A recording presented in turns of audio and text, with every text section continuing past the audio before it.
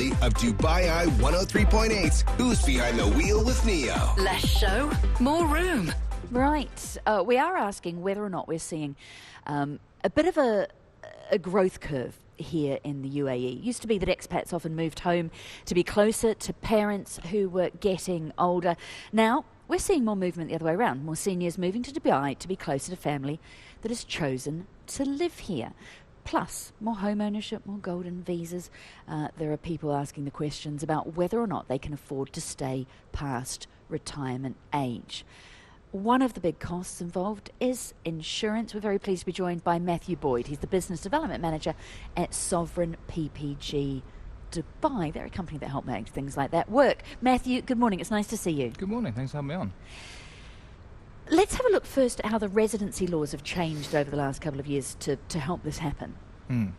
Yeah, well, I think, the last 5 years since these visas have come available, we've seen a massive uptick in those people coming here.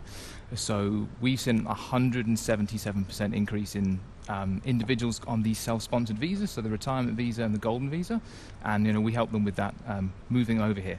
Okay, I'm going to ask you to give me that number again, and then we're going to break it down. So what have you seen and over what time period? So since 2023, when we start tracking these numbers, 177% increase in these inquiries, half of which are coming from the UK. Okay.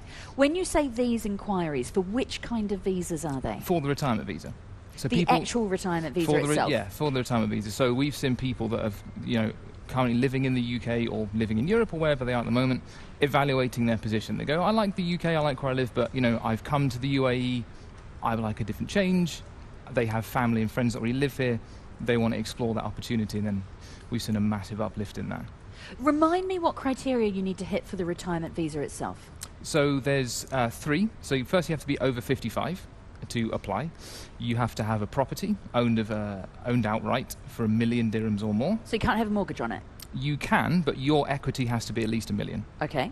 You can put $1 million dirhams in a fixed deposit in a local bank, or you can have annual income from other sources. That could be property income, could be investment income being paid into the UAE. Those are the 3. You can get a combination of all of the first 2, but it's usually easier if you just do the fixed deposit or owning a property outright. That's one visa, but you also mentioned you're getting a lot of golden visa inquiries as well. Yes. Of that, and we'll call it a near 200% uptick in inquiries, what kind of percentage is actually converted into people making the move? I would say at least half, minimum.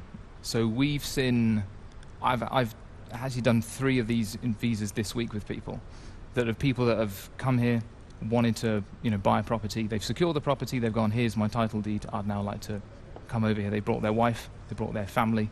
And they brought the whole family over here. Past working age? Yeah. So the gentleman bought a property. He's then brought his wife. He's then brought his 2 children as well. They're originally from the UK, and they were just like, they wanted access to better schooling and better healthcare, which they felt the UAE offered, and I would agree that it does. So, they've been doing that. What are people telling you? We spoke to someone earlier whose 92-year-old mother-in-law moved here on Tuesday. Do people tend to have family or friend connections here? Are people moving here to be closer to children and grandchildren? Yes. So, funny enough, both of the people that did the visas this week, their children already live and work here. And they've been coming over here recently to see them and visit them, and now they're like, I could see myself retiring here.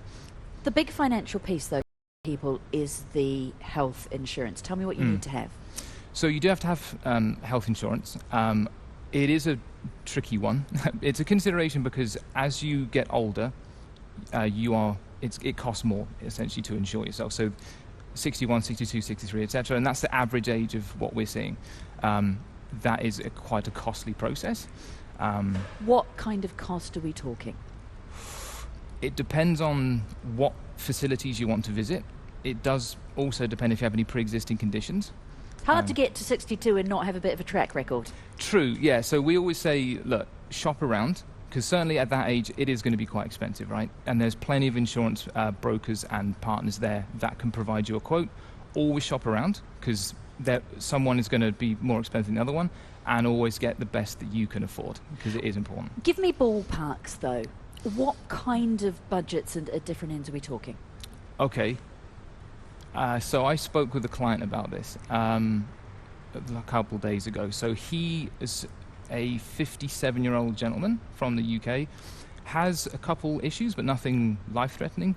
He does have international medical insurance, which is traditionally more expensive than getting a local insurer, and he's paying about £10,000 a year annually, which is about 50,000 dirhams or so.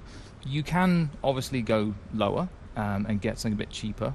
Are there risks with that, though, that if you really, if something happens or if you need something happening, that you might not get the healthcare that you, at the standard with the bells and whistles that you'd want? Not necessarily. I would always say check the network list. So I always say, look, where do you want to visit? Like, what places do you want to be? Also, where are you physically located in Dubai or Abu Dhabi? So that way you know to visit those hospitals that you may want to go to, and obviously shop around so you know what's covered and what's not covered.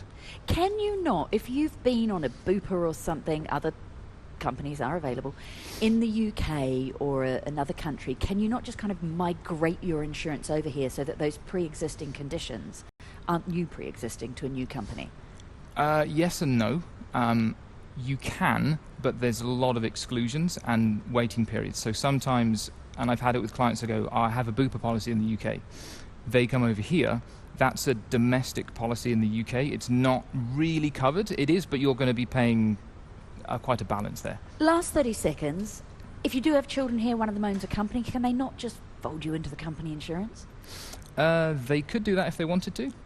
If they have a company and they could do that, yeah. Then it's on the company, not the individual, the sponsor, to do that. But even amortised, is there a chance that premiums, etc., will still be higher? They would be the same. It just who pays it would be different. Thank you so much for joining us this morning. It is one of the biggest considerations in moving over here. As we all get a little bit older, we get a few more miles on the clock. Thank you so much for joining us this morning. Matthew Boyd, Business Development Manager at Sovereign PPG Dubai. Appreciate your time. Thanks for having me. Your ARN News.